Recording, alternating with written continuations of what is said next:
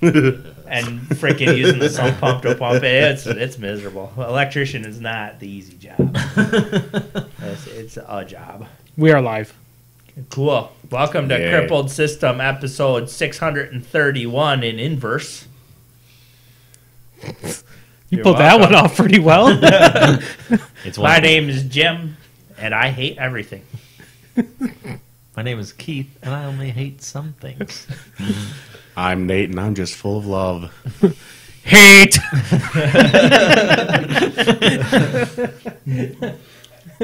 I'm Andy. Yay. You have to be the director and producer and have an itinerary and stuff. Oh, so I'm the one in charge of this shit? Yes, you are. Yeah. When has that ever happened? Well, so who's in charge? I guess I am the only person who's been on every single episode so far. We're like the D team. This is Crippled System episode 3 as far as I'm concerned. Yeah. I've been on like 9 or 10. You were on for like a good portion of the beginning episodes. Yeah, that's right. Yeah. So all those guys are like, who's this Jim guy? Yeah. They're just Johnny-come-latelys. Yes, they are. See, and I'm just part of the B squad that shows up when I have time. Yeah. That happens when you have kids. So if we can't think of anything to talk about, I'm going to have to talk about War Machine. No. This Angry Orchard hard cider is quite good. It is actually really you, good. Newbie. Thank you very You much. did a good job. As far as alcoholic bottled beverages, generally I prefer beers, but this Me is too. not bad. I like the cinnamon, though. I really like cinnamon. I don't almost know like what a it big is. red alcohol. Every beer, it doesn't matter. I've tried different brands. I've tried, stouts, IPAs. They all taste the same. Oh, your palate is fucked. Yeah, Yeah, but it's only for that. It's only for that. If Guinness and Miller taste the same to you, there's something medically wrong with you. That could very well be. That could very well And be. if you take a drink off of IPA and you're like, wow, that didn't taste like licking a skunk's ass, your mouth is definitely wrong.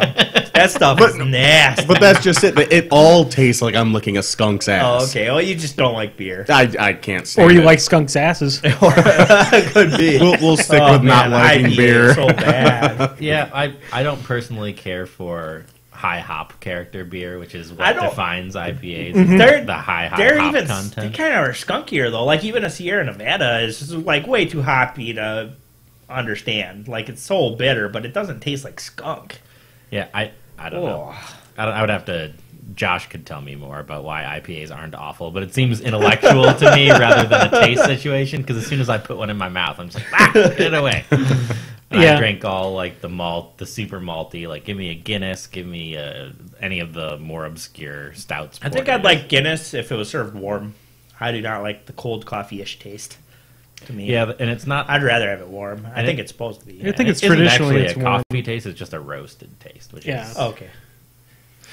similar. Right. I don't know. I feel like I should know more about beer. I don't know enough. I just know that if I drink it, I don't like it. I don't want any more of it. You like Spotted Cows and those types more of of- standard beers. More of like a lager, I think. Probably my Lager's styles. a really broad category. like a beer- Spotted Cow. I still don't know. Yeah. very- That's what Andy is like a Spotted Cow. Spotted Blue Moon is about It's like the an same, ale. also with an Spotted orange in Cow it. is just sort of it's a pretty standard construction. It's like a Miller that doesn't blow goats, Right. basically. Yeah, it's quite good though. yeah. I mean, Turns out that like you take a Miller and then take everything that sucks out of it. Now it's pretty good. yeah, not bad. Yeah. Yeah. I've been around different beers, but I don't know. I had a Heffy something the other day. That was pretty good. Hefeweizen. Whiskey, German. brandy. That's what I Yeah. tend The to stick only with. I puke up all that stuff. The only hard stuff I can drink is gin, which nobody else can drink. I like gin. Yeah, liquid Bombay Christmas. Sapphire. That's the good stuff. Man, when the Shays used to have parties at their house, me and Jeremy would just get fucking lit off of Bombay all night. It was good times. Many a time was had getting drunk off of Bombay. I miss the Shea parties. We used Yeah. to have Shea parties almost like every Yeah. month or so. Yeah, and What then happened to Shea parties? Well, she started working 80 hours a week, and Yeah, that was the big apparently thing. your party and spirit drains out of you in those situations.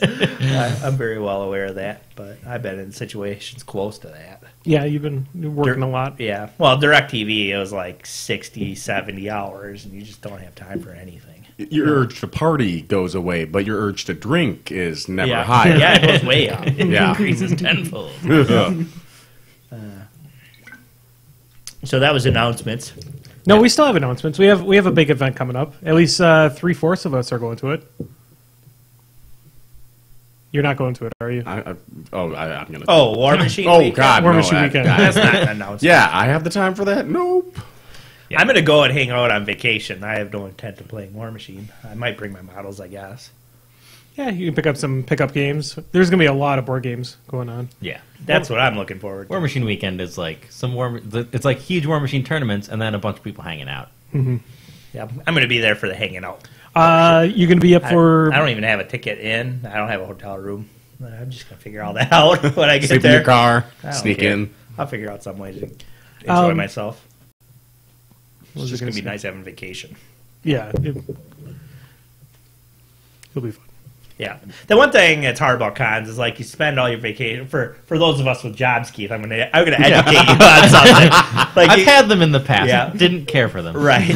They're pretty overblown. Yeah. It's like I don't know. It's tough to take your vacation from work and then go and grind yourself for 3 days and then go right back to work. Yeah, I did It's that. very tiring. I did that for a while, Yeah. and I still enjoyed my trips, but there's definitely I still felt like I needed a day off when I got back to work. Yeah. Yeah. Which I actually have 3 days off after War Machine Weekend, so Lucky son of a. yeah. I just had all this vacation time built up because I never had time to take it. So it's just like, Nice. well, I'm gonna take it all then. Yeah, I'll be doing a ton of stuff at War Machine Weekend, too. I'm running, like, the entire painting lounge, all the painting competition. I'm doing more than I should. I'm hopefully gonna kill people as Vikings or Yeah. be a Lord of Waterdeep or something. I'll find something to do. I'd still like to do try to do a Clusterfuckapalooza. That was supposed to be in Nathan's court to try to arrange this time around, and What's that? just a podcast with Yeah. grab Grab everyone who ever podcasts and put them all in front of microphones into like a musical chairs type situation. Problem Yeah. is most podcasters hate podcasting. So when you ask them to be like, "Hey, you want a podcast while you're on vacation?" They're like, "No." I don't know. Ours is just like a continuation of conversations we have outside of podcasting. Yeah, It's not. I mean, last week, I didn't really care for it because it was like trying to drone on about a topic, and I just don't care for that. I'd rather just have a natural, organic conversation because I just don't really care if I'm on a podcast or not. I don't think any of us really think of it as a job, I guess. I think the Even second we part-time, start thinking of it yeah. as a job, we'll probably stop doing it. Yeah, yeah. I don't know. I know. I don't know how Muse thinks of theirs, but For us, it's always been it's something we enjoy. I'll speak for me personally. It's something that I enjoy doing, but like a lot of things, it's hard to get started. Like it's thinking about doing it because it's an effort, it's an investment because we do force ourselves to stay on topic and try to have something interesting to say every week.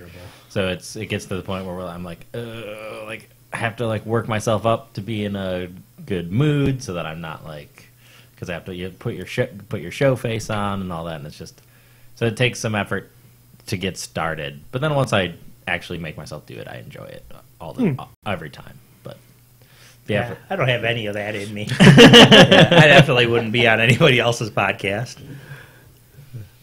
Oh yeah, Tort did make a mention though. We did leave something for Nate to organize for the Clusterfuckapalooza. I mean, he's done it well for the last couple of years. This year, I don't think He's clearly more organized than us. He has a sheet with at least 3 things written on it as an agenda.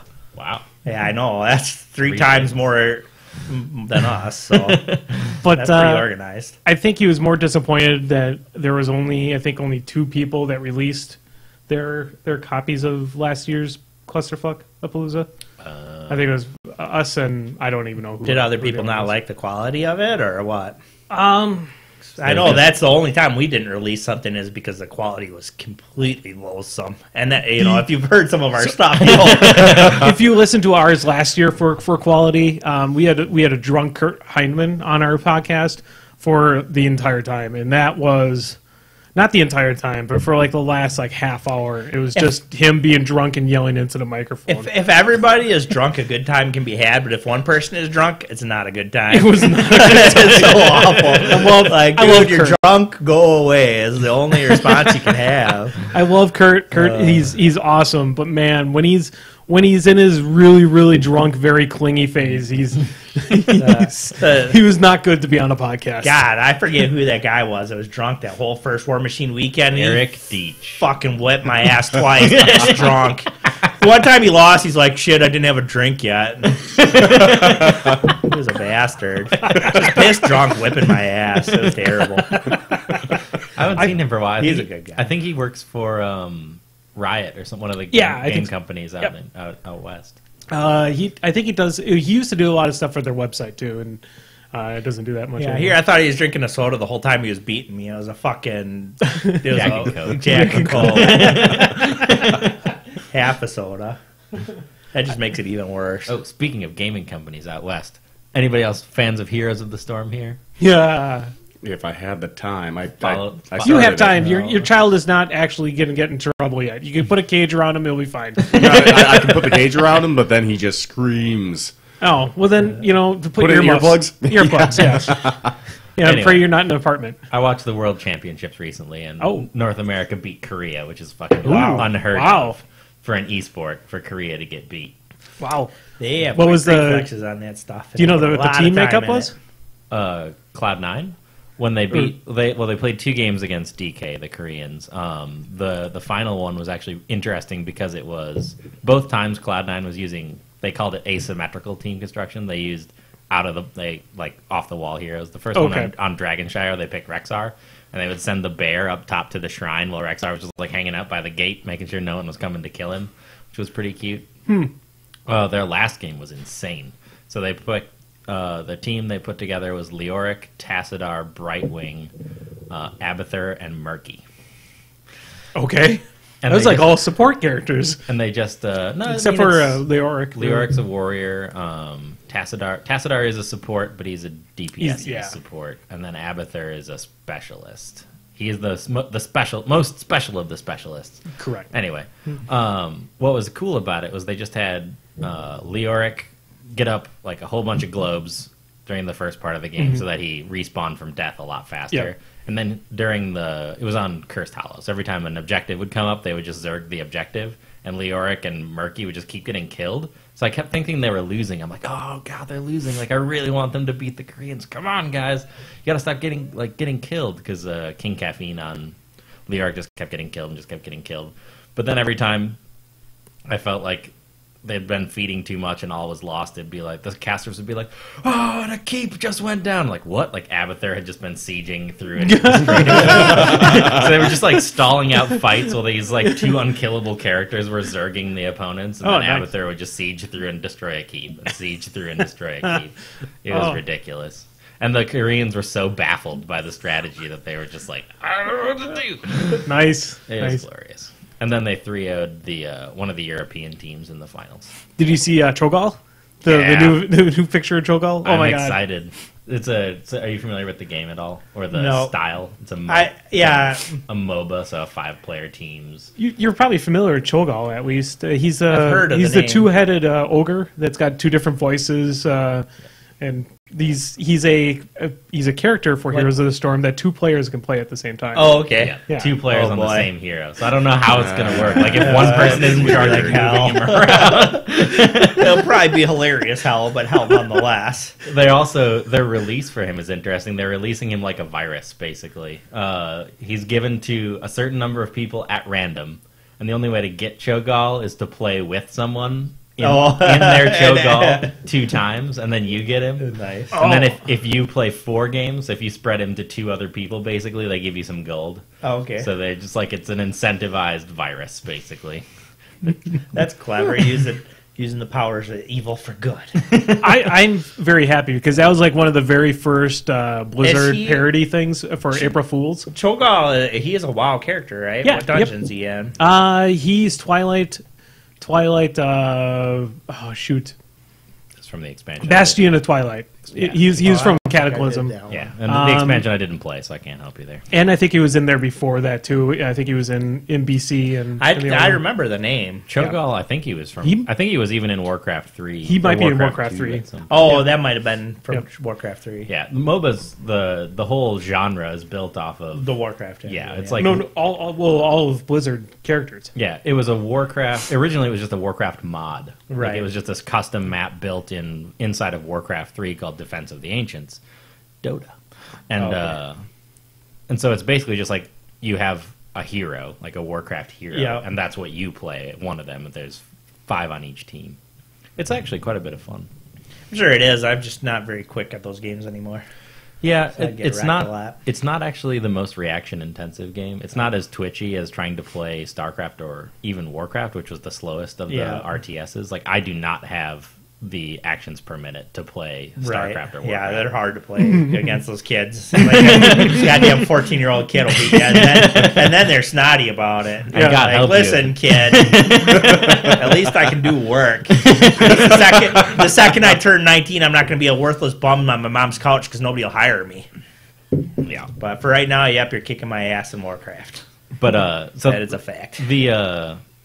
The MOBA community is a little bit older, not a lot, but the pros are all like 20, low 20s. Yeah. But I'm able to play it, and I've never Twitch gives way to thought, and I've never prided myself on my Twitch abilities. I'm not spectacular, but a lot of it is more macro, like make sure everybody gets to the right place on the map, which you have time to consider. Mm-hmm. I was decent at World of Warcraft, but that's because you could usually anticipate it. So you knew the reaction was coming. If you liked Warcraft PvP, you probably would like Heroes of the Storm. I did. I like my warrior, and I like playing a healer both in Warcraft PvP. It's not that much. You don't have that many abilities to learn, and it's really about positioning to make sure you're in the right area in the right time. I like the game a lot. Even playing against AI, it's actually still a lot of fun. Yeah, I have low energy lately, so I spectate the game almost as much or more than I actually play it. But that was definitely how I was with StarCraft. I watched the shit out of some StarCraft 2. I would not ever touch that game because it just makes you feel bad, especially after you watch the pros enough so you know what it's supposed to look like. And then you're like, all right, we're 6 minutes into the game and I have one base and like a barracks. And then I'm like, I know I'm supposed to have 3 bases and like 6 barracks by now, but it just didn't seem to work out that way for me. Here comes the steamroll, and I'm done. My issue with those type of games is I always wanted to make sure everyone stayed living. So I would try to see if I could complete it as most efficiently as possible without losing troops. And those games are not made for that. They're made for you just killing everybody, or you lose in half your troops, but you're still winning. And I've played the campaigns for all of those games. Yeah, and they're fun. Yeah. I'm actually really looking forward. Legacy of the Void, the campaign for the last leg of the StarCraft 2 is coming out like next week. Yeah, I did Warcraft 3. I never did the StarCraft, but Warcraft 3 was really fun campaign-wise. Yeah, absolutely. I was actually replaying those not too terribly long ago. I stall out. Every time I go back to play through it, I stall out in the Orc campaigns because I don't like them very much. I don't like playing the Orc armies. I like the little Chain Lightning Dog Rider guy. I don't know. I like him. Thrall. The Farsi. He's just the king of the orcs. No, he's the Chain Lightning Dog Riding guy. Just green. That reminds me of the Lord of the Rings game. Sometimes I'll have a character and I have no idea what they are. Like, this guy with a scepter or something. And Nathan will be like, "You mean the ruler of Gondor?" Yeah.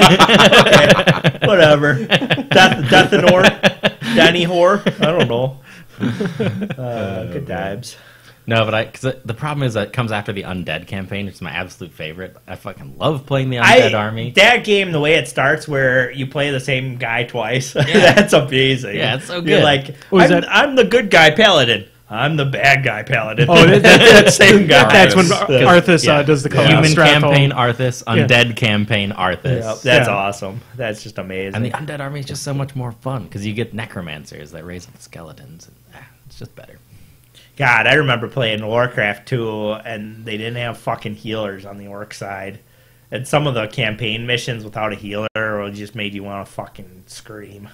Yeah, that's been that's the issue with the Horde campaign in Warcraft 3 as well. Is until like 3/4 of the way through almost, you don't get the witch doctors, so you have no healers. Yeah, it's just miserable. You're just like smashing grunts in until yeah, they go away. The one I'm thinking about on Warcraft 2 is you started with like 2 necromancers and 10 grunts, and you had to get through this fucking tunnel with no reinforcements and no way to heal your guys after the battle. And if you lost the guy, all you got was like 2 shitty skeletons out of your necromancers, and it was just miserable. Yeah, it was horrible. Yeah, I remember playing the crap out of StarCraft 1 in the Brood War expansion. And I own all the collector's editions for all StarCraft 2. I have never played them through. I only got them for pets for my WoW character. Pokemon addict. Yeah. Oh my god, I have almost all the pets. I just don't have some of the collector's edition ones. The Wings of Liberty campaign is decent. It's a little bit fragmented unless you play through...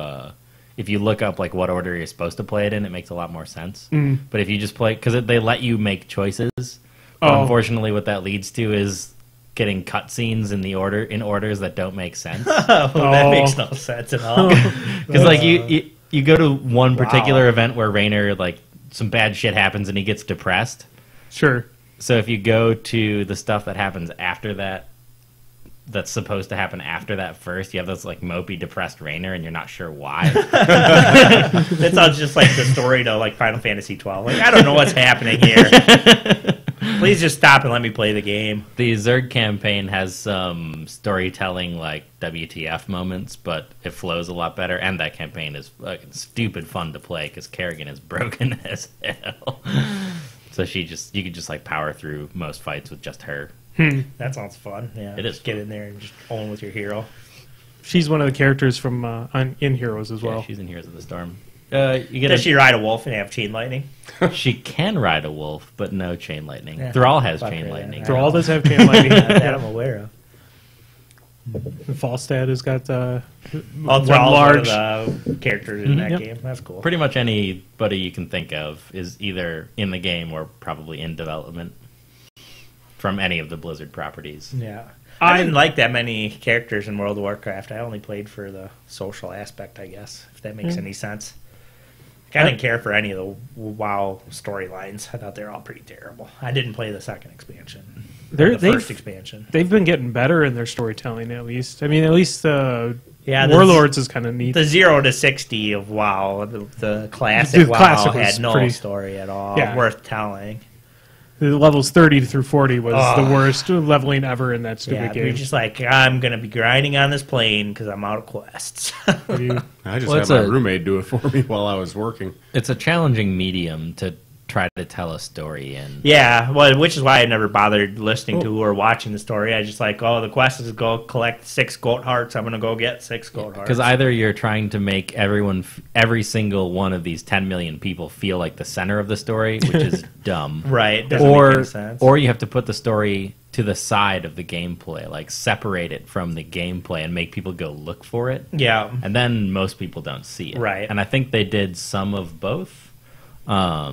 But because like the Warcraft stories, which World of Warcraft is obviously a continuation of, are all fairly compelling. Yeah, they are good ones. Yeah, but just Arthas we were talking about. Trying to continue them through an MMO just didn't, because I never got into like going to find the story and really like delving into it. Marshall would be a better person to talk to about that because he always did.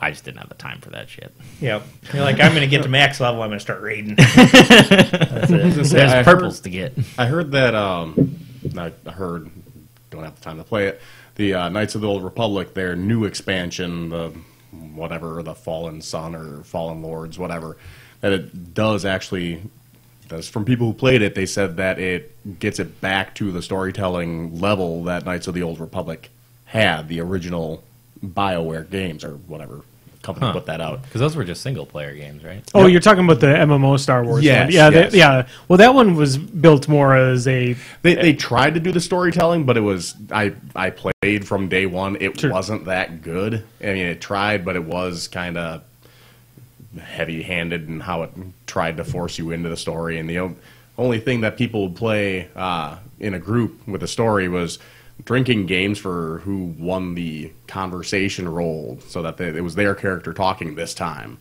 I got drunk a few times. No, there's apparently this time this whole new story with a father and two sons that came from the edge of nowhere. It's supposed to be a lot better.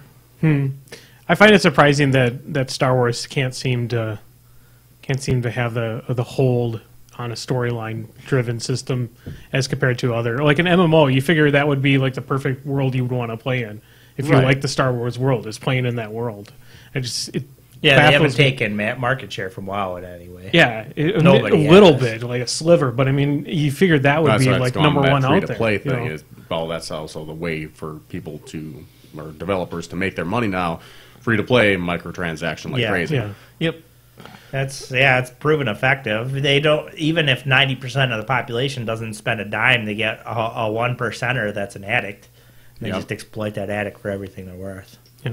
I did find it funny though that I think it was Star Wars Galaxies, the MMO that was before that. One of my friends had a character that was trapped in his house because there was a crate dragon that kept on spawning outside of his house, so he could never leave. Nice. MMOs have always been at least intriguing to me because I enjoyed them from a very one-dimensional aspect. It was always high-end PvE. That was all I was interested in. I was like, give me the max level. Where'd you start off as rating? Because I don't care for PvP. That was my favorite part of Classic WoW, is that you could go and do the high-end PvE and get the purple gear, then go into the battlegrounds. Oh, man. Like my warrior, I had 2 rogues spring up on me at the same time and stun lock me. And they got me down to a quarter health, and I know they were thinking they got me. I turned around, I 2-shotted the first one, I 3-shotted the next one. Like, sorry guys, you're not winning. Yeah, you can work together all you want. It doesn't work that way anymore. No. Now the PvP, I know it. PvP gear is what's good in PvP, and PvE gear is good in PvE. And it's really difficult to do both now. Yeah, it's time consuming. Yeah, it's an almost equivalent time investment to do either. And they've vastly diluted the commitment level it takes to be good at PvE, or maybe not to be good at it, but to allow you in. You're right. And unfortunately, in making it more accessible, which is probably a good thing for most people, it's a good thing. What they've also done is destroyed a lot of the like mid to high end raiding guilds that used to exist. Like, because it used to be, I'm good enough that I could just apply to a couple guilds and I would get in, and I would have a guild and I'd raid with them for a year, however long I was playing, and then I eventually get bored and stop. Now, if I come back, like the from what I could see, it was the guilds that existed were obscenely high end, and then everybody else is just doing the crappy pug system, and I hate that pug system for that reason. But what I was going to say, MMOs are interesting because I've always enjoyed them from that one aspect, but there are others like the PvP, and then there's the even weirder stuff, like the people who actually roleplay. Yeah. Using the game. Marshall used to do that. Yeah. And I would always I would always look in, it felt sort of voyeuristic, being like, what's going on in there? But when he heard about the newest expansion, which is Legion, they're bringing, like, the Legion is coming back. The Burning Legion's sweet. The crazy orcs. And now, well, the crazy orcs were a byproduct. Oh. Yeah. The demons in general. Because that was one of the Legion demons corrupting the orcs, turning them red and crazy.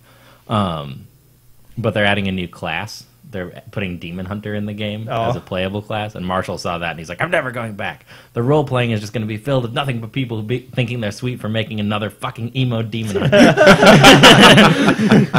That game, for me, I swore I'd never go back as soon as they released Kung Fu Pandas. Not in my game. I'm sorry. Not in my game. I'll not play a game with Kung Fu Pandas in it. There's not as many as you think they are in the. I don't care if there's just one. If there is one Kung Fu Panda in your game, I'm not fucking playing it. There was a Kung Fu Panda in Warcraft 3, though. Yeah, there was. There? Yeah, Pandaras were in. That's why everyone wanted them. One. Okay. Yeah. So I'll allow you one as a playable class. I felt like it was too stupid. Chen Stormstout, and he was a drunken Kung Fu Panda. Okay. Yeah. Why are Murlocs allowed as a player class? That I don't understand. They released Kung Fu Pandas, but they didn't release the Sweet Swampmen. Yeah, I Murlocs. mean, nothing is as sweet as a Murloc. The best time I ever had at that game was the one where you got the stupid Murloc costume. It's like this hand-sewn costume. It looks like, like a teddy bear. Yeah. And you're running around, and the little Murlocs think you're their mommy and stuff. I mean, one of your eyes has popped off, and it's springing back and forth. And, I mean, oh, my God. And the way you run, you're like, oh, my God, that's so amazing. I didn't want to leave that zone. I think we're just going to stay here and be Murlocs. That is the best quest. Oh, my God. I think if they would make a Murloc class, they would make all the text that you couldn't actually read any of the text. They would just automatically change it to like you wouldn't be able to understand anybody, and you'd have to try to complete a raid. Yeah. That would be great. Even for just like a April Fool's trick, is just turn everybody into Murlocs for a day. I would want a server like that. I think I would have played a lot more WoW if I would have played on open PvP server. That was fun. You seem to enjoy the PvP a lot more. I played it a little bit liked here and there. the open PvP a lot too. Where you go into like Torn Mill and I remember me and a druid were down in the fucking tunnels with the bugs in Classic. You remember that? On Courage. And they were all Syllabus. elites down in there. And it was just me and him against these elites, and they were nasty. I remember. And I accidentally cleaved into a flagged rogue and killed him. And then the druid healed me, and so we were both flagged. And I'd be fighting 2 or 3 of those stupid elite terrible things, and the rogue would jump the druid. And I'd have to turn around, intercept the rogue, and kill him while I'm getting beat on by these 3 things, while the druid's trying to keep himself alive through the rogue. And the rogue, he could not do it, and he tried for like an hour. And so he went and got a friend, and they would try, both of them jump in the druid, and me having to live through the elite creatures while I killed them both. They would try, both of them jump in me, and the druid have to heal through the elite creatures and through them, and they failed. They tried one on each of us and failed. It was just ridiculous. It was so much fun.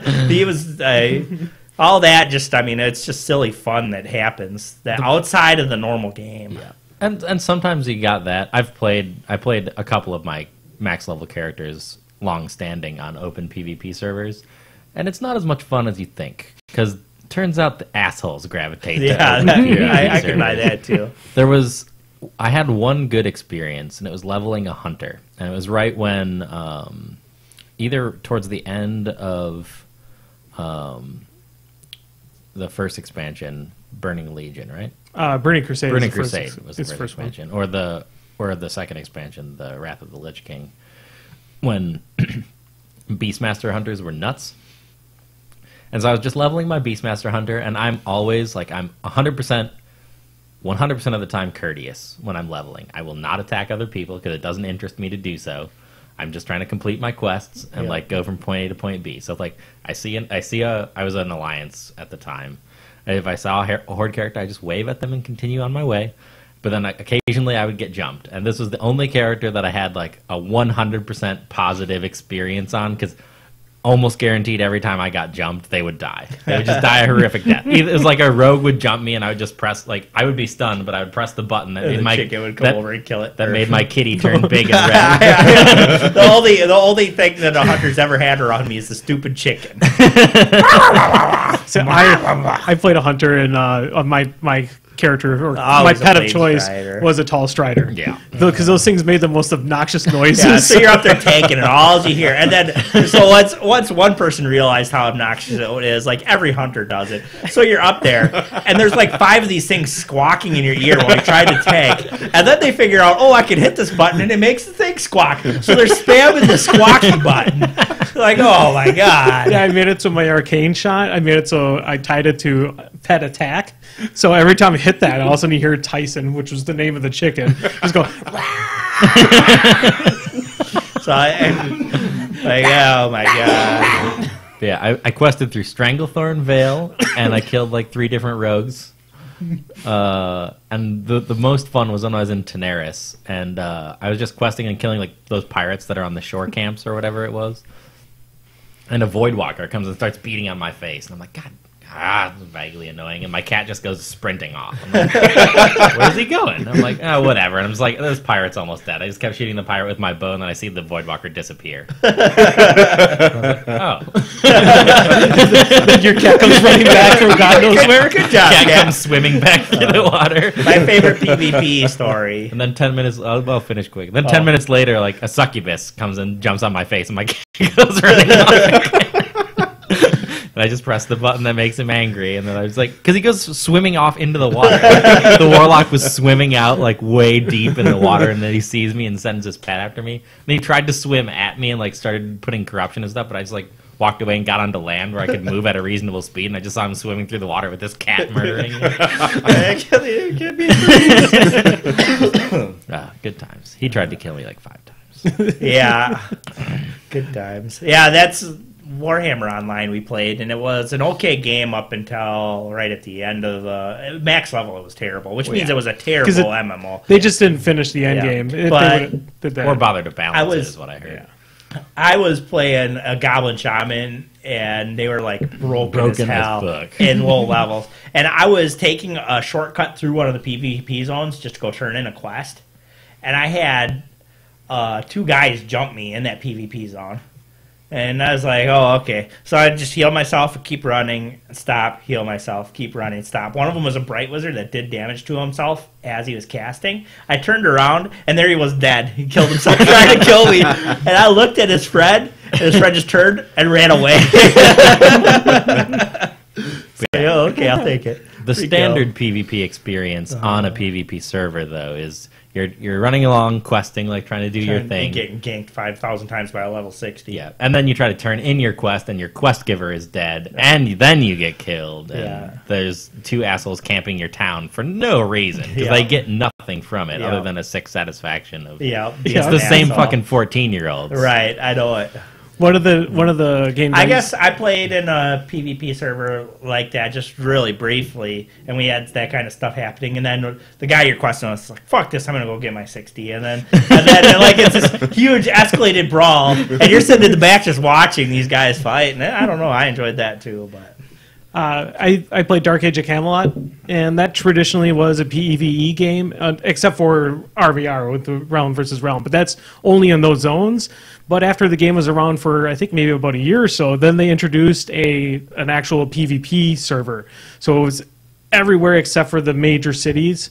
I remember in that game itself, when I first joined, so everybody was all leveling up at the same time. I remember running into the city, and then sitting in the city, getting a giant group together. So when you would zone out of the city, everyone would scatter. It was like a herd mentality to see who can escape the quickest, because everyone would be outside camping the cities. It was a very... Get 2 guys through each tribe. This will take 30 tribes. We'll be out there, but like the 2 guys will get stuck. If anybody didn't have like a speed buff or anything like that, it was pretty much just caught. Like, see ya, bye, just run. That was why that one PvP server was a good experience, was because it was a new server. Yeah. No max level character transfers permitted, so everyone had started fresh. Yeah. So there were some people that leveled faster than others, but they were probably, when I was level 30 or 40 or whenever I was having a good time trying not to get into fights but then getting jumped and murdering people, was when like the guys who were going hard at it were still probably working on those high level zones. Yeah. So I guess I just like getting into scuffles and fights and stuff. I just don't even care. Somebody was just talking about here is deep sea underwater warlock summons were also a thing, because warlocks would have Oh God, our guild was the master of that shit. We'd get to that bridge going up to in Ubers. And if you were in that dungeon, you would not accept a warlock summon, because they'd get up to that bridge and they'd drop your ass right off that bridge. that was over deep water, and yeah, it was just terrible. Like you'd say, they'd be like, Draven wants you to summon. That's Brian. Like, no, I ain't doing that. Fuck you. I'm walking. They're like, no, for real this time. Yeah, this time, sure. I'm walking. There's a new way that you control people as well. So mages have got a portal spell that is ancient Dalaran. So you remember where Dalaran was, right? Over by Hillsbrad Foothills. Except for now, it's just a giant crater. Yeah. So if you pop out your portal for Ancient Dalaran, when people click on it, they just fall to their death. Nice. Yeah. So I pull that out once in a while. Good times. Yeah, we played with a bunch of assholes. It was fun, though. I'm pretty sure everyone did. That was the magic. But it was we had a lot of fun, though. It was a mystical time. Yeah. And I sometimes miss it, and I went back to playing the most recent expansion, and the magic failed to rekindle. I don't know what it is, if the game has changed, or if the people just aren't, if it's not like the same crowd, and that changes the dynamic. Because I had never had, like, I talked to a lot of people, Chad in particular, who was like, yeah, I made some great friends when I played WoW. I didn't really make any friends, but I had good times playing with the people for the time that we played. I mean, I had friends in game, but we never became friends out of game. Yeah. Yeah. So I don't know. But man, they were fun.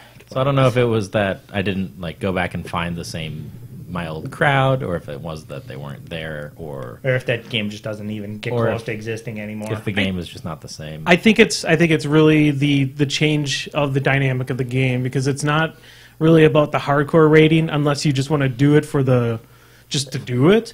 But you can get almost equivalent gear by doing super softcore shit. Yeah, they did everything really for the casual gamer. They made it so you don't have to go and really spend 3-4 weeks learning a fucking encounter anymore. You can go in there and just run it with LFR and get gear that's only like 10 points shorter than what you would get by running a normal instance. I don't think that mentality of the game exists for a lot of folks. I think, really for all of us that used to like it, probably would hate it now. I'm fine with it. I like at least going to see what the encounter looks like. I haven't really done any of the core encounters since it first started, when we actually had enough people to dedicate time to do that. Classic was the best of times and the worst of times. It was like, I did not care for Classic. I'm love Classic. That guy. I loved Burning Crusade, and I loved Wrath of the Lich King. I really like Classic. I mean, it had really sadistic parts to it. Like trying to get the one Warlock spell was like... the Mount? Or yeah. The Warlock Mount was... Yeah, was that what it was? Like Brian spent 3,000 hours getting that one mount or something. And then there was like these, like the Iron Dwarf reputation that you needed to get was like... Or Brood of Nosdormu. Oh yeah, they're both like thousands of hours. So you get your fucking ring? Oh, you have to run the AQ 40 like 50 billion times? Yeah. I mean, that stuff was all too sadistic, but I like the old school where you went in and got the raid gear and then you were a fucking PvP boss. I just really liked. Yeah. I never got... I never found a guild that could field 40. So we had problems. We had problems with that. I would hate Classic if I didn't have a guild that did 40. We did 40 all the way through BWL. We were able to run. No, we were Nax. We were doing Nax 40. We got near the very. Well, we cleared out Arachnid Quarter. We're on BWL. I just didn't have time for it anymore. Yeah, we cleared out Arachnid Quarter and got up to. I think we did kill Patches. Patchwork was Patchwork. hard. Yeah, that's what it is. Yeah. They were nasty encounters back then. Yeah, well, yeah. I watched a friend of mine raided with a Chinese guild, so I got to see a lot of it from a third-person perspective. Dude, we got caught on the stupid dragon that gave you flame buffets for months. He was nasty. Flame gore? Yeah. Yeah, he was nasty. He's just like, if you, You just have people who don't understand the encounter and just wipe us, too. Yeah, if one person doesn't understand the encounter, they turn into the fucking doom of you. But then it's hard as shit. There was like a untauntable, or it was tauntable, but there's a knockback tank transition, and if you didn't get into the right spot in the right time, the guy would come around the corner and see your raid, and it was over. Like he could only have one person in his line of sight at any one time, or you lost. It was nasty. And so you had to have him backed into this little corner, and you had to have your tank in a spot where your healers had line of sight to him, but that he didn't. So it was really, really position intense. It was hard. I remember that and the original fight for the second dragon. Oh, the second dragon was. But actually, no, even the first one was hard. The first one was ridiculously hard. So you played Alliance back in vanilla, right? No, I played Horde. You played Horde. Okay, so then you know our troubles though, trying to finish BWL in that first room there, where you have to run the Circus of Doom, where you're just having everything chase everything in a circle. Well, yeah, in the Alliance guys, they could just have a dwarf hit a bunch of stuff and then bubble and sit there. I mean, the paladin. Or the paladin. Yeah, that's what I paladins meant. were so much easier. And then hordes we had to like. I mean, paladin was just so much better than shaman. For Yeah, every for part of raiding. hordes, instead of just having that ding dong sit there with a shield up, they had to have hunters run to each corner and hit these really nasty mobs and try to kite them. And if they lost heal aggro to them, they would run up and one shot your healers. So they had to be like constantly shooting 4 or 5 different things, running in a circle, staying ahead of it, and staying ahead of heal aggro. It was hell. God, yeah. No, I was a hunter then. That sucks Yeah, so it much. was. My I think I was a warrior, so I don't think I was really. You had into that. you had the horrible Also, chink transition in the Yeah. second boss. So Valstraz was, Yeah, that was horrendous. that was really easy. Wait 5 seconds and spam execute. It really wasn't very hard, unless you were faster. What I ran into is I was faster than that Carnitine that was the 4th tank, and I was supposed to be the 5th. Yeah. And so I'm just spamming execute. I'm doing like massive damage, and then we'd go to tank transition, and I'd be so far ahead on aggro that I'd fuck everything up, and he'd turn to the raid and kill them all. My experience with BWL is just running through it on my paladin and hitting consecrate and soloing the raid. Oh, 'cause you ran it because you afterwards? can do that now. Yeah. that The was first a hard dungeon. Oh, he's that he's hard. actually still kind of tricky at the first one because you can have people can kill the dragon too quick if you can't kill the eggs quick enough. Yeah, it's not tough for paladin. I don't remember why. I think it's because I am able to generate a whole bunch of heal aggro or something. Oh, probably. Yeah, just Or I throw just- them all right to you. And then after too many of them get on the dragon, I just exit the dragon and he starts running back at me, but all the mobs get there first and die on my consecration, and then I just pick up the mind control orb again. See, I had troubles with my shaman recently. I couldn't do it until I decided like Just I'm get gonna. one other person in there. No, I just dropped my fire totem guy, and he just ran over there, just murdering everything as I control the dragon around. But yeah, it was it's It was tough, but it was. I mean, but because it was tough, you had a element of satisfaction when you passed those things. And that remained throughout most of Yeah. the next 2 expansions, Yeah. and that's when I stopped. Was at the end of Wrath of the Lich King. Cataclysm was still tough. I love Cataclysm. That's probably one of my favorite expansions. I know a lot of I people thought like it was better than Wrath 2. yeah. At least the start was. I like Valstraz every once in a while, just fucking nuke your whole area. Or you mean Deathwing? Deathwing, yeah. Does he do that still? Do you know? No idea. I don't think so. Yeah, he would be in a zone and be like, Deathwing's coming, like, oh, and then he'd just be at the respawn point. That was good times. That wasn't bad. But Ulduar was my favorite raid of all time. It is that was a beautiful raid. in Wrath. But yeah, I started after that in the stupid circus one. Oh, yeah, you started after the whole expansion went downhill. Yeah, the circus one was really stupid, but then the Ice ice Crown was throne good. was pretty cool. Ice Crown was cool. Yeah. Not as cool as Ulduar, but it was cool. Old War is a if you just run through it now, you could probably do it now even then. But That's the one with the siege tanks and stuff. I did Yeah. parts of it. yeah, the very leading up to the end is It would have been. just I neat. can see why it was 1,000 times better than the circus, because the circus was 6 bosses and done, and this was like this huge sprawling complex. six bosses in a single room and Yeah. then a basement. Right. Yeah, that one was pretty lame. In a basement, and as you're falling, a whole bunch of Death Knights casting water walks. Everyone dies. I never did that. I always did that. Yeah, especially if they didn't like how the raid was going at Pug, you'd always get that crap. But yeah, that one actually there was a big difference between Wrath and Cataclysm. As Cataclysm went more to the classic style, like in Wrath of the Lich King, like you had an infinite mana pool as a druid, and it was just how fast can I throw my heals out there. Oh. And Cataclysm, you would if you tried to heal as fast as you could, you'd be at 0 mana in 40 seconds. Yeah, because You they blow changed through your pool. a Yeah. lot of the mid-level spells. I think they took all those out at Cataclysm. It might have been. I don't know. I mean the mana regen. I know for a fact the mana regen was much harsher. Like all of a sudden you having Innervate as a druid made you a big deal, and it was even like a nerfed Innervate. It was only like 33% of your mana pool. I think Innervate's. It's at this point. It's either completely gone or the druid can only use it on themselves. I don't remember which it is. Oh, I know they've maintained that to the point where, for the DPS classes, resource management is not as much of an issue. Right. For mage, warlock, whatever, they all have tools to get their mana back whenever they choose. Like Evocate has a very short cooldown on it now for mages. Yeah. It still is a huge DPS loss. But like if you're playing as fire or frost, you never have to use it. But for arcane, it's a tool. But for healers, it's all about mana management. That's how they've kept it. It's a different style. I mean, I don't know that one's better than the other. Yeah. Like healing all out and knowing who you need to heal all out versus healing at the right rate for your mana. It's just two different things. But I mean, it was a lot different. At least it was a change. I don't know. I like the change of pace. I'd like them flip back and forth a little more often, maybe. I think the end of Panda wasn't that bad too. With Siege of Orgrimmar, it was kind of neat. That I saw like half of it in LFR one time.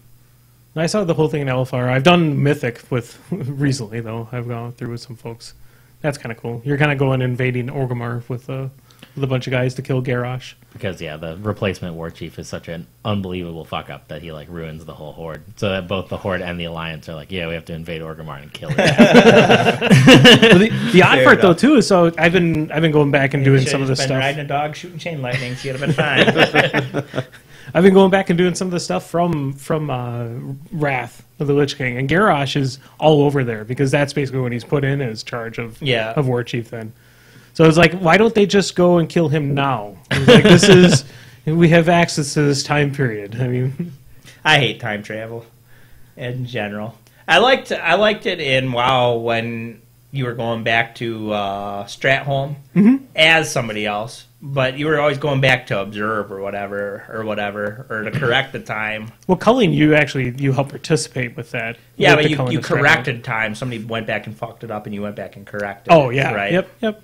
Yeah, and that I don't mind as time travel, but like just generic time travel, I really despise. The opening of the Black Portal was kind of a cool intro in that. Yeah, too. The whole Caverns of Time was pretty neat. And for the most part, other than the whole newest expansion, which was it's time travel-ish, but for the most part, it was just that they want you to be able to explore these big events in the game with your characters. And I understand that, and it was fun. Culling a Stratholme was one of the better raids. It was really fun going around and killing all the innocents. And the newest expansion was just like, oh no, someone's like gone, or they somehow got back to this period in time, but it's sort of an alternate dimension. Whatever, just go have fun. And they don't really bother to explain it too hard. That's Garrosh. Garrosh Garrosh back and an evil member of the Bronze Dragon Flight. Blah blah blah blah blah blah. Go have fun. Yeah. So it doesn't screw with it doesn't screw with the timeline at all. I see what they're doing because those are really fun raids. Mm-hmm. I just still don't like time travel as a story, but it's different when you're participating in something fun. Yep. I don't know. Hopefully maybe I'll have the urge to go back. Like I've been watching the Legion trailers and I've gotten like the little light goes on. And it's like, ooh. Was that when King Byron was flying his airship and then suddenly the Horde airship flies in with Sylvanas is on it? Yeah, that was a really cool scene. Well, this is a Blizzard podcast. Yeah, pretty much. Blizzard podcast. Blizzcast. Well, BlizzCon was this weekend too. So it is. It goes. I think it goes on through next weekend. No, it's only just this weekend. What that son of a bitch! DeShazer told me that it was the same time as War Machine weekend. It normally is. Fuck, I could have gone. Oh well. I really wish I could have gone this year, except for Gameholecon was going. Gameholecon was pretty cool though. It was solid. A lot of way better than last year. Yes, it was bigger. Much bigger, much more in terms of people showing up and really. Oh yeah, it only seems like a couple hundred people. Well, I mean, there's more than 10. There's a ton upstairs, a ton downstairs too. Oh, there was upstairs. There was a whole huge area upstairs. Yeah, last year it was pretty well confined to. I can't remember how many rooms. In terms of floor space, it was probably double, if not better. Yeah, I wasn't there last year, but we did a lot of talking to Alex, and he had said that they've at least tripled the space that they had before. Their attendance has been growing in and was that mostly role-playing games? Generally role-playing. That's what this year was really about, is expanding into more board games, trying to get miniature games in there as well. A halfway decent War Machine turnout. Yeah, 20 folks both nights. I think they had 20 for the 1 point rumble, and that was. I want to say there's probably. I think there was close to 20 then today. Man, I should have paid better attention. There was an odd number. That's all I remember. Oh, I could have probably played as the buy there too.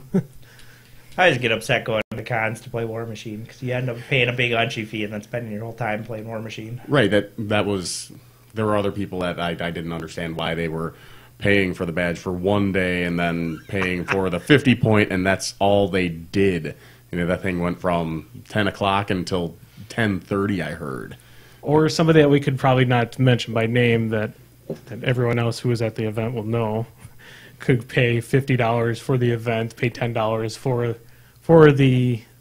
pay $50 for Gameholecon for the day, and then pay $10 for the event, and then go home after the first round. Or pay $50 and then pay for 2 events and show up for one of them, only be there for like 2 hours, and then not come back. Oh. That may be the same person we're talking about. No. This is someone else because it was Friday night that they showed up. I don't mind if it's like $50 or $60 for the convention, and that pays for 3 tournaments, and that's what I do for the weekend. War Machine Weekend is a different, that's what it's about. But like going to Gen Con even, it's just like... I'm pretty much done with going to Gen Con to play War Machine forever.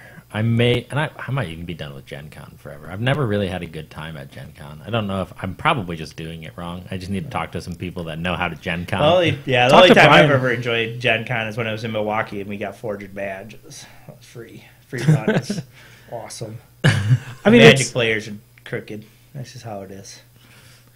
I mean, Gen Con is really not a War Machine con, though. I mean, it's not something. It's literally absolutely miserable for a War Machine because trying to get your minis to and fro is going to be just a nightmare, right? Yeah. Carrying them through the crowds, dealing with.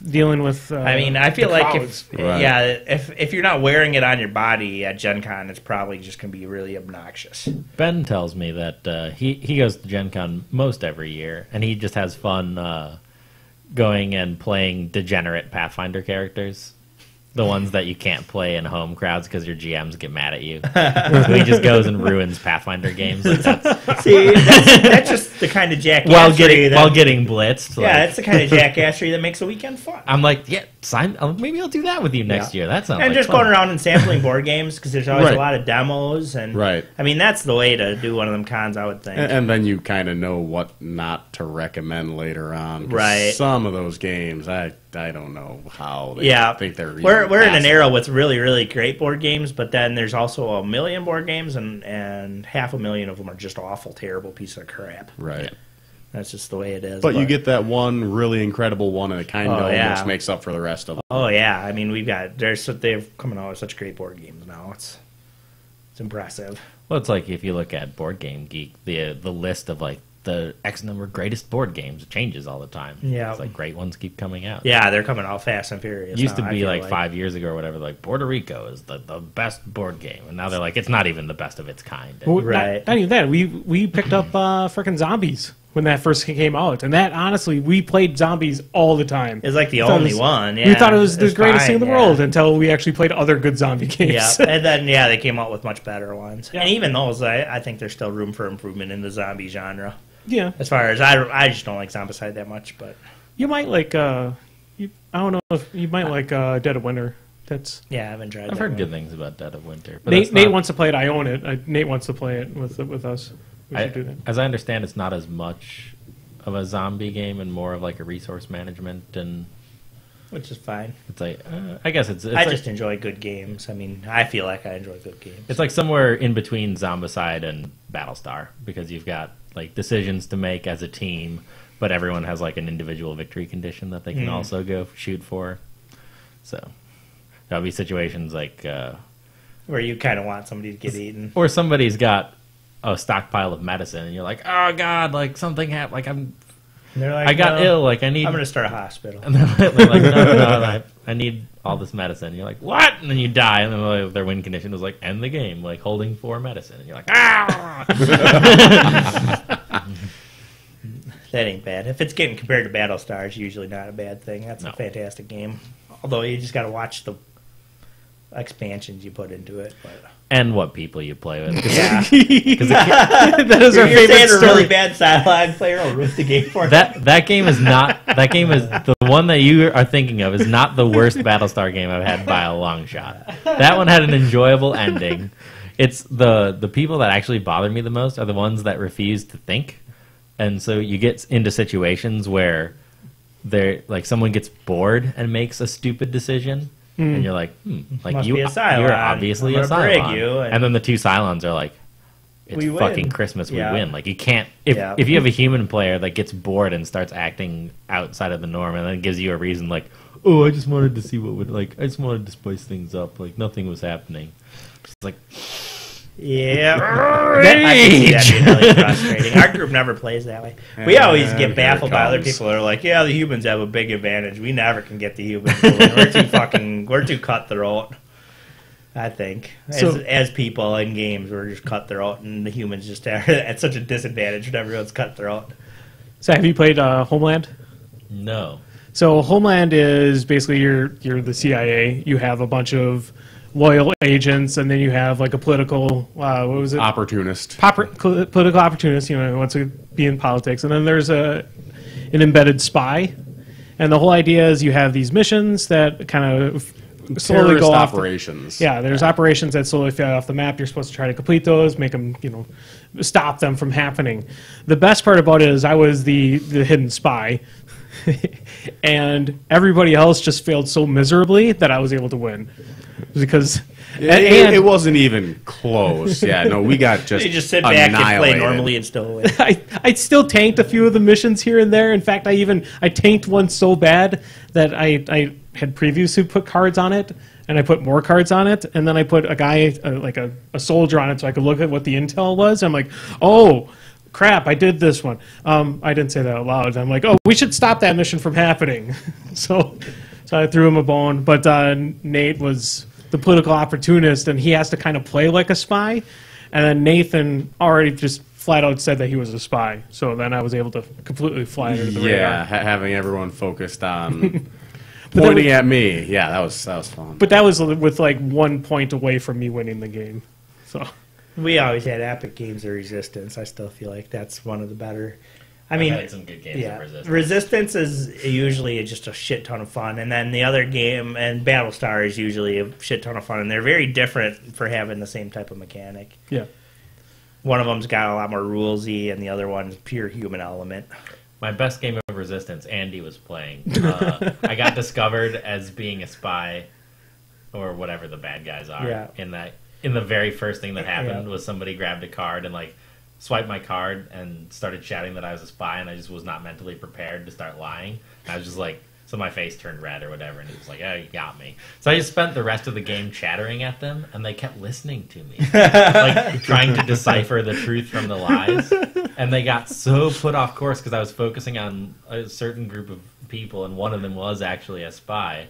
But then Andy was just sitting over in the corner quietly, like I knew he was a spy the whole time. And then in the last mission, they're like, screw it, like, Andy, you're in. And I was just like, all right, leave it. That was the one where you had all four of us spies on one mission that only one failed. Well, no. All four of the spies didn't fail a mission, so we went on the last mission and then we all failed it. Andy was in my best game of that too. The one where we're like, well, Nathan is the spy. First turn without going, and we would not send him on a mission the whole game, and he kept getting more and more and more mad. And it turns out he was a spy, and it just totally wrecked him. I mean, they take one of their spies at random out of the game, but the first turn turns out to be good for the humans. Yep. God, was that the game that Katie called out Jeremy as being a spy the entire game? Yeah, she just said it wrong. And then she looked at his car and she was like, "I told you he was resistance. No, he was a spy." Oh my god! Oh man, that would just the amount of Nate rage every time you tell that story makes it the best game. I mean, there's other games that were maybe more epic, but just like Nate rage is a good that's so wonderful barometer. Yeah, because then he tries to wrap the logic around everything, and he just can't wrap. Yeah, the there's no logic around around that. Like, me and Andy decided you were a spy for no reason. There's no logic. There's no logic. There's nothing you can do about it. It's just like, yeah, you just got ran over. First turn. There's nothing you can do about it. It's just the life. Oh, that was wonderful. Did you have any good experiences over the weekend, Nate? Yeah, for the most part.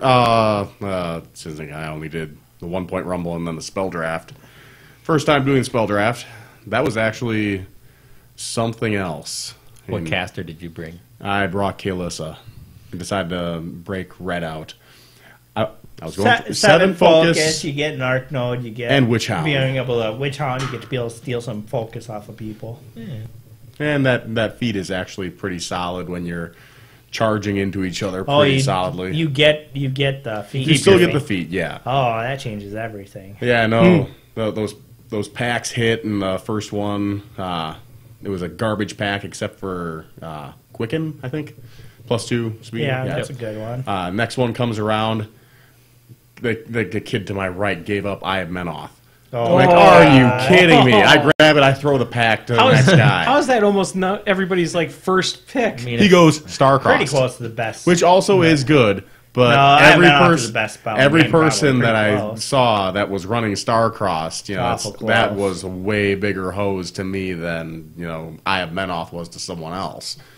The next one that came up was Primed. Like, okay, the kid has Kayazi Assassins. Why are you not grabbing that?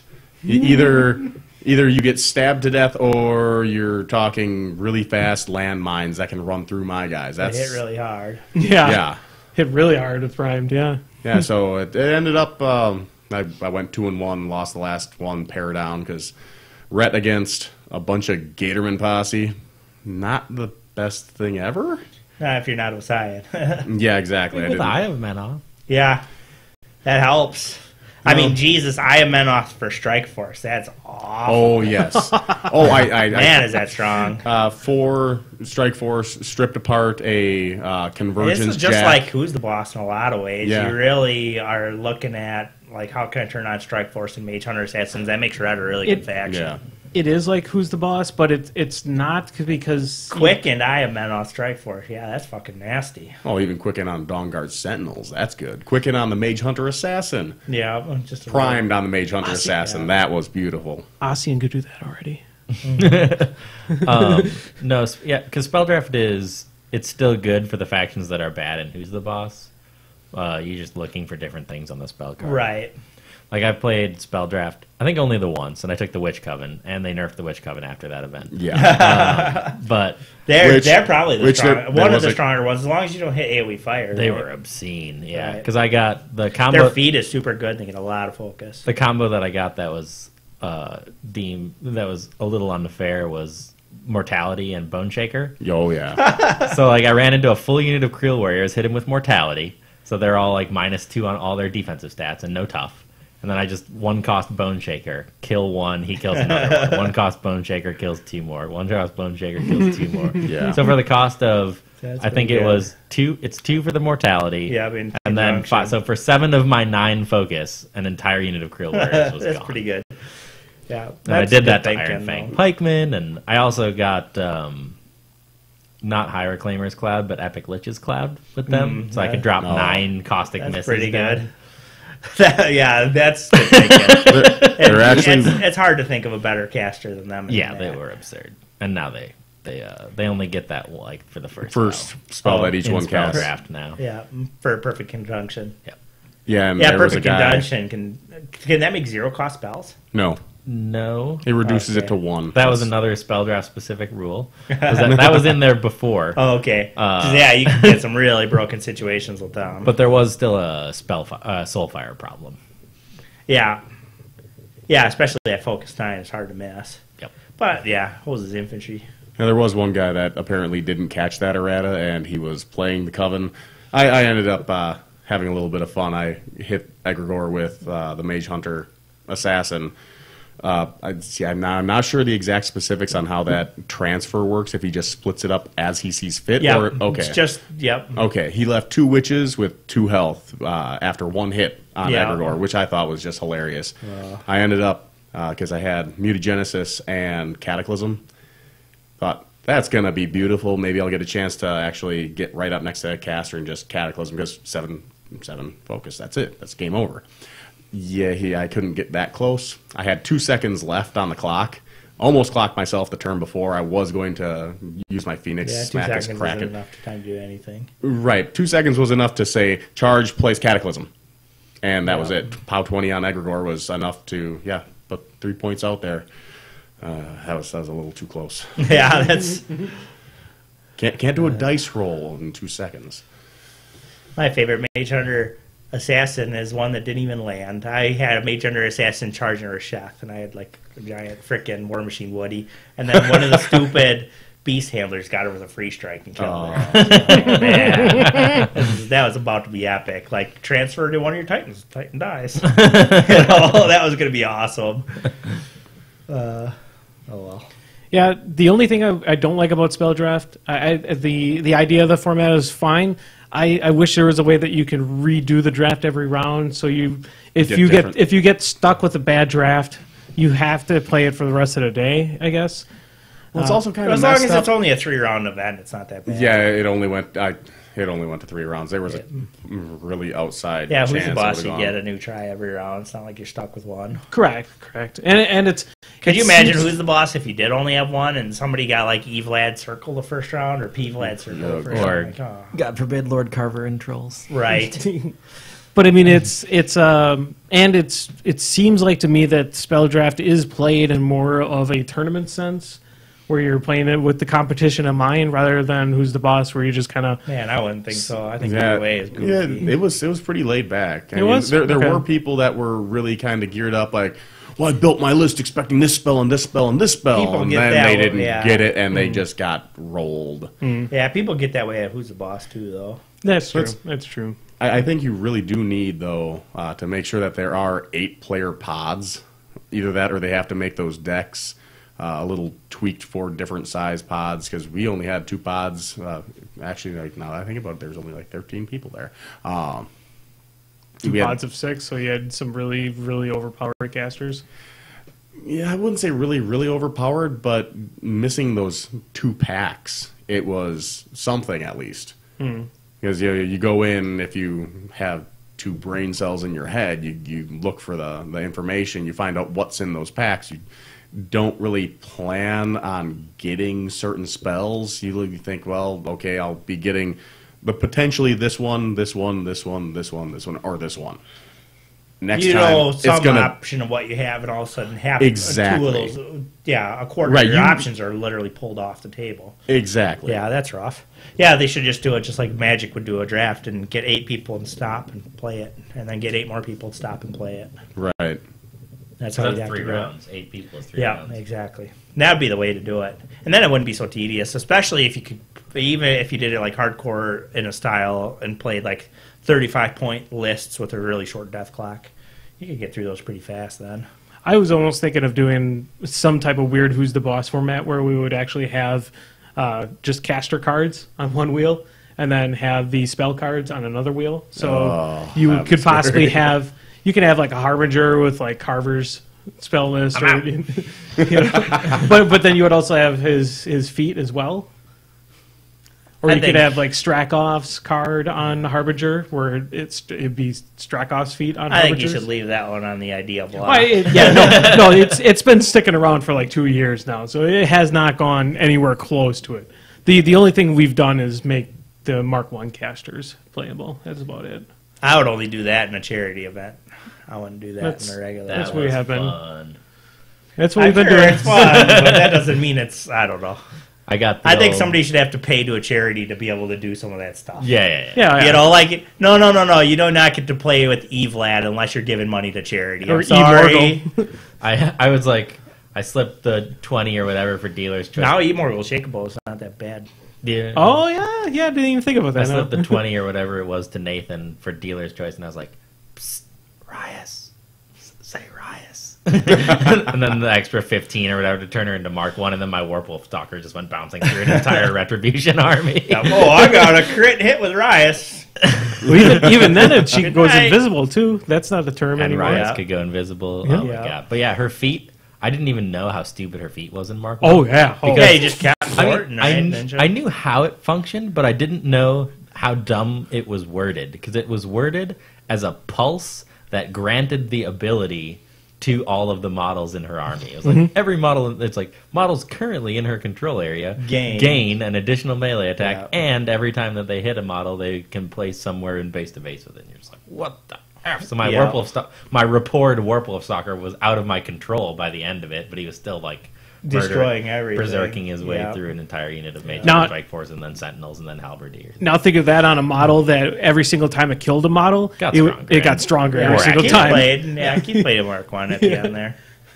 Yeah. And the funny thing is, until that War Chief came out, she wasn't even one of the better Legion casters. Like P-Veil, oh my god. That last Hordes book is what broke the game in general. And it just totally Lilith 2 coming out, that destroyed things, and that War Chief just absolutely destroyed things. Yeah, I had fond memories of War Machine before that point, and I wasn't even good at it. I was terrible. But it was a fun game. So it looks like we only have one Zappity Grumble. And then we're... Just one? Yeah. One in recommendations. Yeah, unless you guys want to talk about anything else, but we've been talking about Warcraft for like an hour now. Yeah. We're good. Yeah. Time to go. Yeah. All right, Zappity Grumbles. Add one here. When is a good time to start teaching your child gaming? I'm thinking of starting with chess, and hey, that's my fish. What would you start with? Not chess. Not chess, yeah. I mean, it's good for teaching strategy, but especially if they're younger, it's just going to inundate them. It's going to overload them. That's actually what I started learning from. Chess and checkers were my first. Hey, that's my fish. That's a good one to start, and you can start that one really early. 4, 3 even? And yeah, that's not that bad. It's the more complex you're going, I think you should, have options available for your kid, but I don't think you should push them down one road. See what they like. Right. When I was a kid, I was forced to go fishing 3 times a week, and I'm just like, don't ever want to go fishing again in my life. I feel like forcing a kid to do something is the sure way to make sure they never want to do it again. Well, this weekend, my brother-in-law took my 2 nephews, well, 2 of them, to Gameholecon and let them kind of pick the events that they wanted to do. 2 of them played Nuclear War, Nuclear Escalation. It's some really old card game that they're redoing for the 25th anniversary, and it's an interesting game. And Josh actually watched them play through like a couple of rounds. And he goes, "It's really good. They really got into it. It's simple enough that they could play it. One's 11, the other one is I want to say 8. The younger one has the attention span of a gnat. I tried playing other games with him, like Sentinel Tactics, and he just started staring off into the distance and, I'm hungry. Where's my sandwich? Yeah, that's when you pack her up and go do something else. Exactly. Yeah, But he was into that one. They tried out Artemis, and he liked that one. The older one, who is 11, got in on a Star Wars, I want to say, Edge of the Empire session involving bounty hunters and rescuing a Hutt's child or something. Is that a role playing or like a miniature? Role playing. And afterwards, he goes over to my other sister's house to spend the night there because it's closer than driving all the way back to Sauk. And he's talking about how his Wookiee was charging down stormtroopers, and he punched one in the face, and there was bones cracking, and passed out. And the next one had an axe, and it chopped him in the side, but his Wookiee fur deflected some of the blade. And how he took his 2 battle axes and put one into the stormtrooper's neck, and it got stuck in his bones and armor. So he took the other one and chopped his head clean off. I remember his sister goes, "What kind of game are you playing?" Like, no, this is how you get the kid hooked. Yeah, it's a good outlet for him. I'd say violent games leading to violence has never even been close to proven. That is such a horse. Yeah, exactly. It is absolutely bullshit. Well, at least the violence is people feeling like outcasts. Exactly. And gamers don't feel like outcasts. Not anymore. They used to. They used to when they were shunned, and it was the stereotype of it's a devil's game. Which so their promotion of it is what led to the problem. Not, it's right. They're violent games and it is the devil's game. But the devil's candy is so sweet. Even then, they never really had issues with it. The issues were all never with gamers that I've ever heard of. It's mostly with outside people looking in, like your sister basically complaining about. Right, it seems so violent. It seems wrong. It's no worse than any video game that exists. Exactly. or even a Bible story in general. Yeah. I mean, I got into gaming just with my friends, so I mean, and a lot of it is it definitely has to be something that the kid wants to do. Pushing them towards it. Yeah, I didn't get Pushing a into kid it. towards anything is just not going to work. I didn't get You into know, it until I think after that high if you school. find something your kid likes, even if it's something you have no interest in, you should be involved and be interested in it. I Right. think, because who knows where it could take them. I mean, you know, if a kid wants to try karate and all of a sudden they're a freaking Ronda Rousey, you know, and you decided to shut it down, you didn't do them any favors. I mean, yeah, if they're interested in something, you should let them run with it as far as it can go, I think. Whether it's gaming or fighting or, I mean, it's all, unless it's like drugs. might want to steer away from that one. You know, but even stuff like, But maybe they'll be the next Walter White. right. Hey, see? And look Although what happened to He him. was not really into drugs. And No. he was a terrible, terrible person. Yeah. Oh, that's relative. Yeah, he was a terrible. his initial person. means when, down the when path. the show ends and the end of the show is, it would have been so much better if you died of cancer, you fucking asshole. That's when you know you're probably a terrible person. When people want you to have died of cancer, you are not a good person. I know somebody I wish would have already be dead of cancer, and they are not a good person. So, you know, So it kind of goes back to Jim's that. quote of the day that gets him screamed at on the forums. don't care. So it is, as much as I don't like quoting that movie, Dark Knight, Harvey Dent, you either die a hero or you live long enough to see Where's yourself become Scary the villain. Face? Is that what? Harvey Dent.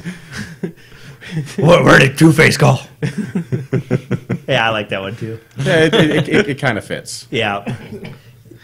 And, you know, we kind of got totally off track from the what age to or what games to start a kid with. I mean, I guess we're all talking from experience here. I started learning playing chess and checkers from my dad. I mean, it was kind of like a hobby thing. We I just think sat down and if started I playing. was a kid, if there's games I'd love, it'd be King of Tokyo and Hey, There's My Fish. That's Yeah. King of Tokyo is a great one. Yeah.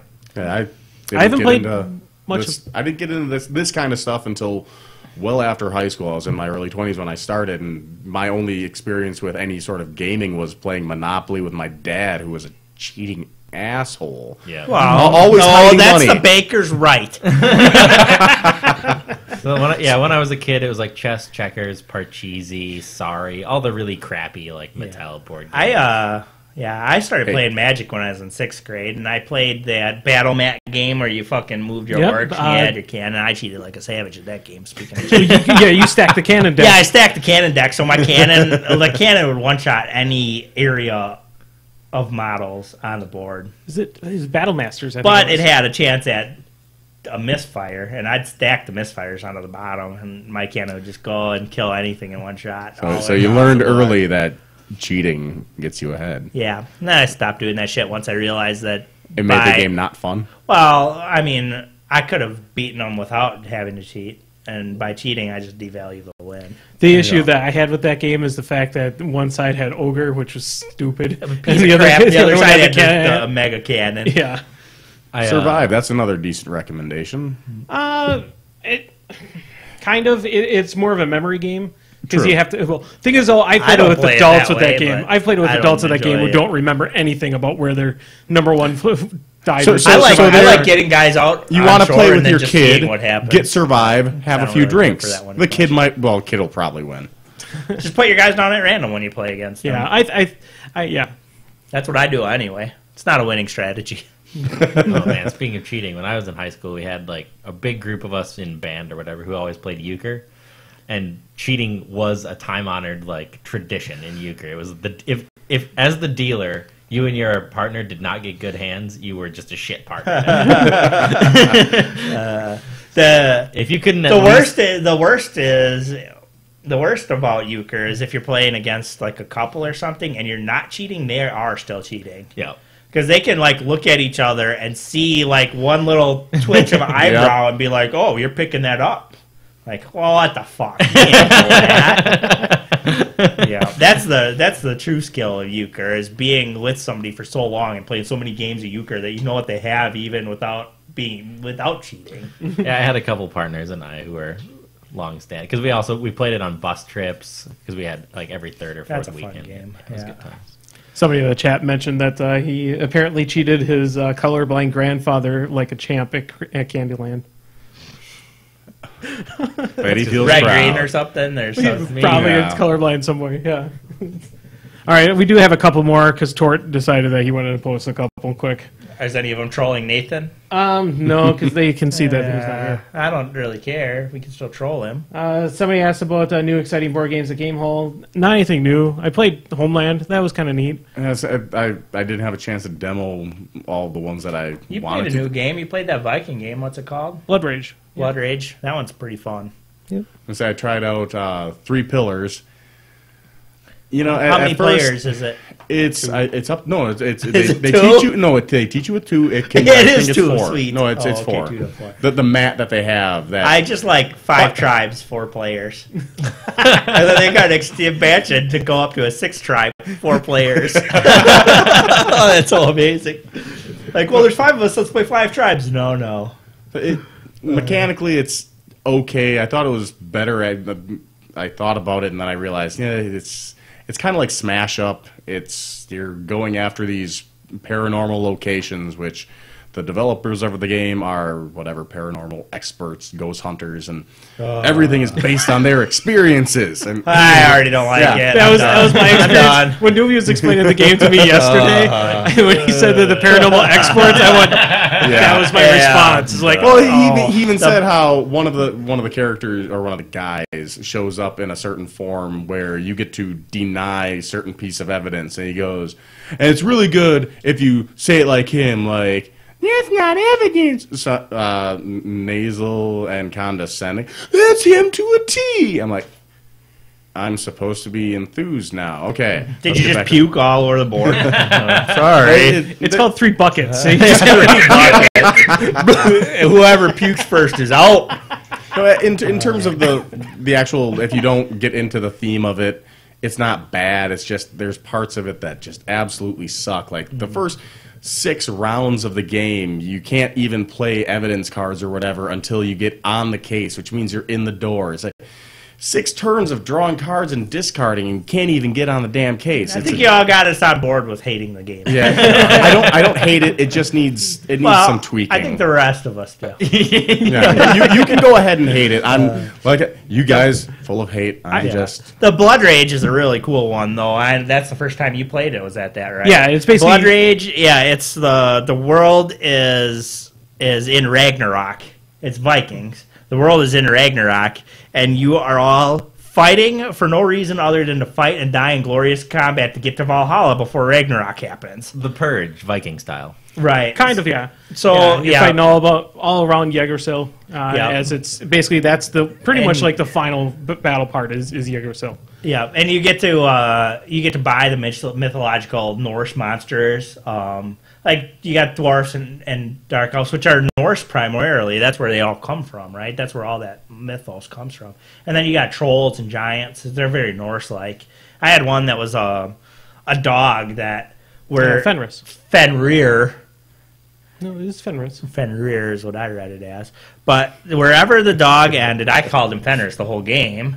But wherever the dog landed, that's where the Ragnarok was going to happen. And I would load that whole zone with my own guys, and then that dog would just call down doom on them, and they'd all die and go to Valhalla. So it's getting your guys killed. Yeah. Well, you want to win. You can win combats to get glory, to have the most glory for your tribe. You can die in Ragnarok to get glory for your tribe. So there's multiple conditions to winning, and you get a draft, like you was talking about the spell draft earlier. You get a draft for what abilities you have to choose your path. So how good you do on the draft is how good you choose your path is the strategy you use to win. Like I took a dwarf was my monster, and his special ability is he deployed for free instead of having to pay a raise to deploy him. And then I took a skill where every time I deployed a guy, I got a free guy. And then so I had a bunch of free guys that I could deploy, and then they would bring in free guys in my second game. And so you get a lot of different strategies. There's a lot of different strategies. There's one there's like a Wolfman that only monsters can fight. So if you got like the Mega Monster and the Wolfman, you'd go around just freaking killing everybody in combat because nothing can fight but the giant monsters that you already are the only one that has. I had a mountain giant that worked as a leader. Yeah, that's really amazing. So he would just come flying out. Yeah, the mountain giant deploys for free too. They can deploy onto the field for free. I had a similar strategy to Jim. So whenever my guys died, they would go in Valhalla, and when they come back next turn, I would get victory points for all the ones that would come back from Valhalla. But the thing is, though, is I had a secondary ability. Is if I would lose in a battle, I get to replace my warrior. Or I get to place one warrior there. So I go into a fight knowing I'm going to lose. I'm going to like, hey, let's fight. And then they kill me. I would go to Valhalla. New guy would go there. They would try to claim the cycle place. his entire clan every turn. Yeah. So they would until try somebody successfully pillages it. Yep. But it would make sure I'd always have a member on the field. So if somebody would pillage from a different place, I would just run my guy over there to die. Yeah, once somebody starts a fight in the middle, everybody around can just join the fight. So it is a really fun game. How's the decent artwork and? Yeah. Oh, the minis! It's a board game with minis, and the minis I think are fabulous. They're I thought they really were nice. Awesome. They're harder cool plastic game. than the Iron Kingdom ones. Did you ever play Chaos in the Old World? No. It's a souped up version of that for anybody that's played it. Cthulhu Wars is even souped up version. It's a souped up version of Cthulhu Wars. Although the minis are less epic. Yeah, Cthulhu Wars is epic minis. Like if you're playing Cthulhu Wars, half the reason you're playing is so that you can just marvel at their awesome minis. They're sweet looking. They're like huge. Yeah. They're not really miniature. But yeah, yeah. They're like colossals. I mean, they're pretty big. I guess cool. they're miniature as in what they're representing, as in the old gods. Miniature old gods. I would say that Blood Rage totally replaces Chaos in the Old World to me, but I don't think that it totally replaces Cthulhu Wars. I think they're different enough. I think it's. I like Blood Rage. The drafting aspect. I wish it was almost really like a hidden draft in a sense. It's very good. It is. Well, it is a closed draft. You only know the cards you've seen passing. That's just like a Magic. Yeah, that's true. Yeah, I guess I just never really played in an actual draft before. Yeah, that's how they work. Well, because it's nice because you know what other people are taking, so you know their strategy. So if you get to a spot where the cards aren't that good for you, and you've seen the cards that are going before, you can pick one out that's good for them. Sure. And deny. So it's got a depth of play that you can play. Like I had the dog pulling down Ragnaros on me, and then I had double points for dying in it and Ragnarok. Sorry, the messed up word was Fenris and Ragnaros. That's just how it is. So Fenris would go, and I'd have Ragnaros, and I had a thing that doubled the points from Ragnaros. And if somebody would have hate drafted that from me, then I would have probably lost. So, I mean, there's a big depth of play, I think. The other card I had, though, too, that also made it really nasty for my opponents, is when I would charge into a battle that I would be the only participant in, and my opponent would have a ton of things, I would play, you have to play one of your cards, and my card I played would be, everybody participating in this battle would have to kill all of their guys except for one. Really, yeah. That one was really good if you had like a big monster too. Yeah. Oh, you have to kill all your guys but one. Mine's a giant monster. What's yours doing? Yeah. Or my guy is just one lowly warrior. You have to kill all of your other guys. So you're going to leave your monster, which is going to kill my guy, and I'm going to put another guy right back in its place. It's a brutal game. It is a brutal game. You know, if you're not a person that can stand losing your troops, it won't be for you. The cards are brutal. I was grumpy the first round, and if I'd known how to play games, I won both games. If I would have known how to play the game the first round instead of just kind of like barely paying attention, the second and third round I played it immaculately. But if I would have played the first round right, I would have probably won. But yeah, I thought I played both my first rounds wrong, but because both times I set up a goofy combo, I was like, "Oh, this ain't gonna fucking work." And both times it worked. So. All right, go. That sounds like fun. It is fun. It's a good one. Zappity Grumble. Should Steve Smith have enforced the follow on? The follow-on? I don't know what that is. Talking about the M. Night Shyamalan movie? What are you talking about? It's what Tort said. Tort said something about, should Steve Smith have enforced the follow-on? don't Pass. know what he's talking about. Let's It go. could be Steve Smith from NFL? from the NFL or American Dad. That's the only one I care about. Yeah, so I have no clue. I want to Sorry, buddy. Why doesn't Nate Newby have a beard? Is he actually human? Not every Nate What? needs a beard. Who dislikes beer? Oh, dislikes beer. Yeah. A lot of people dislike beer, No, even but- people from No, Wisconsin. if people were at Newt's, he was asking why doesn't Nate Newby have a beard? Is he actually human? Who dislikes beer? It was hilarious. We had Nate, and then we had Epic Nate, and then the new Nate came along, and everyone was calling him Nate Newbie. I was like, oh, okay. I never realized that was your last name until like last year. That's so amazing with our group. And you know what's really funny? That's the same thing that comes up at every tournament. Someone from out of town is like, "Newbie, is that your last name?" And then someone chimes in with that story. Like, oh, I thought you were just really new at this. It's wonderful. So, yeah, that's the answer to that No, question. I choose not to have. Well, I shouldn't say I choose not to have a beard. It just grows way too damn slow. Yeah, I'm I not can't ever get patient. this part. Come in.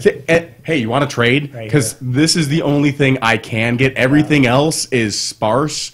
That the only thing I can do is look Yeah, in the if you mirror can't and have do my sweet George sideburns, W. don't Bush fucking bother. voice and go, patchy. That's all I can do because that's all it is. After not like 9 days going into No Shave November, all I had was like a little scruff. Like, screw this, no. I forgot to shave on the first. Oops. Oh well. You should get yourself tested for mange. Yes, I'm talking to you know what? Yeah, it's mange. Yeah, it's mange. You should stop eating roadkill. But it's so delicious. Fair enough. And it's free. Actually, that's kind of funny because one of my coworkers came in to work on Thursday, and he said how he got a phone call like 2 minutes before he left that someone on Highway 12 going out to Sauk saw this giant buck that was dead right in the middle of the road. Had a beautiful rack. It's just enormous. He didn't know how there wasn't a car on the side of the road dead. And when he came through, because he left immediately after because he wanted to pick it up with his pickup truck, he gets there and it's already gone. And it's only been like maybe 8 minutes total. It's like, Yeah. See something good laying on the side of the road, you're It picking could- it up. The other thing too is it could have just been knocked out too, and it could have it was dead. No. It was DED dead. Probably some frickin' redneck with a gigantic metal grill on his truck rammed the thing and smoked it. Didn't even stop. They make those. I want one of them, like a zombie guard. Oh, I'm going to put one of them on my truck. One of my I don't care if I'm a coworkers redneck. took out a Prius, I think, during lunch break. Just totally Just like in the took it. wild. Yeah, in the wild. A wild Pretty much. Prius. Pretty much. Get into the tall grass, man. Took out hit it on the front quarter panel, just absolutely demolished that. He had like maybe a little scratch. All because of that. Well, and it's a giant pickup truck. Yeah, like a yeah. half-ton. Those zombie guards are handy, though. I want one. You hit a the problem is you hit a deer with your truck and you pop the airbags. Your truck is totaled. So if you got one of them things and you hit a deer, the deer is totaled, not your truck. So that's Well, kinda the handy. deer is going to be totaled anyway. It's just Yeah, total your truck. but yeah, you're losing thousands of dollars. You total your truck, True. so that'd be Right. nice. Zappity. Grumble. What board games would you like to introduce to a child you really don't like? Monopoly is a good one. What was that game with that Mousetrap? Josh brought? Android? No, Josh brought this frickin' arena game. Oh, oh my god, it was robots and something. Oh man, it was like pulling teeth. It was so horrible. Brian, okay, so you get 3 guys each. There's 12 gladiators, and you draft your spells, or you get a handful of random skills, and you assign them to your 3 guys, trying to make broken combinations. Brian got like a wet noodle, a squirt gun, and like a super power up that would never work because it'd take too long. That was what Brian got, like literally like a wet noodle and a squirt gun. And like I had like a auto freezing invisible person, so you couldn't see where she was, and she just freeze your guys. And like And the wall you made. yeah, and there was like the wall where you could just trap somebody and they couldn't do anything about it, and I mean it was just so terrible. Oh my god! Anything what's the Munchkin guy? Steve Jackson. Anything Steve Jackson, that's what I'd give to a kid I didn't like. Here you go, here's Munchkin and the stupid arena game and whatever all their piece of crap he's made in his life. Steve Jackson, anything. Zombie Dice is okay. Yeah. But Zombie Dice is a good passing for it to fill in for a small game. That's not Right. Even still, that would be anything him I'd give over to him. That's so much worse than getting. I was King of really Tokyo. looking forward because Friday Gameholecon, Nathan came in and he didn't have a weekend pass, and he was grumbling about having to spend $50 on a weekend pass just to do podcast stuff. He said how he was going to look for Steve Jackson. He was going to hunt him down and interview him for the podcast, and just ask him one simple question about how he can sleep at night. One question, and he puts out such garbage. I wouldn't even coherently make it a question. I'd just be like, why? And then I'd shove the mic in his face. For a kid I didn't I'm like. trying to find that game. It's like Uncanny Hero or something like that. Oh, is it bad? Yeah. Jason and Josh got up So- to go to the bathroom, and Jason just goes, boy, this game is bad, right? So Monopoly, anything Steve Jackson, Scorn, if you want to get him into War Machine. And If you want to forever himself. taint his life forever from now on, just get him into Munchkin. Yeah, anything Steve Jackson, As I'm long sticking with. as they don't play it seriously. My nephews, again, they play Munchkin, but they don't take it seriously. They know it's garbage. Yeah, kids might actually like it, though. That's the problem. Munchkin? Just because they're going to be cheating like little assholes And develop anyway. terrible taste in things. But I guess you don't like them, so it doesn't matter. Right. Well, and then if they're rancid and nobody can stand to be around them, that's kind of the goal. Yeah. Isn't it? Oh, rancid that's now. there we go. Awesome. Rancid Yu-Gi-Oh. Oh, yeah. Make sure that kid becomes a horrible, unlovable asshole later in life. Peas on the floor. Yeah. Floods the toilet and doesn't say anything. Yeah, when Pegasus was shut down for like a week because somebody took a shit and flooded I the should toilet. be. When's your daughter's birthday? May the 4th. Okay. No reason. Nice. Your very first Munchkin. Womp womp. Zappity. Grumble. I think that's pretty much it. We should. What computer games for a child do you dislike? I don't know. Computer games for a child. I don't even know what kids get for games anymore. I mean, we had such simple pieces of crap back then, and they were still if- fun. Hey, nothing beats the Oregon Trail. Dying Yeah. Malaria, and chalking your wagon and having it sink anyway. There's a from. No, you ford that river that's 20 feet deep. Yeah. If you want to kick them into other communities with equally terrible people, then you just get them into like League of Legends or start training them now on StarCraft. Just get them in blops or Any something. of the Call of Duty games. Man. One of my... Or if you never want to see them again, let them start playing Minecraft and just close the door. I'd get them into WoW, because I don't play WoW, and then I'd never have to deal with them again. I mean, that definitely takes up a lot of time. Indeed.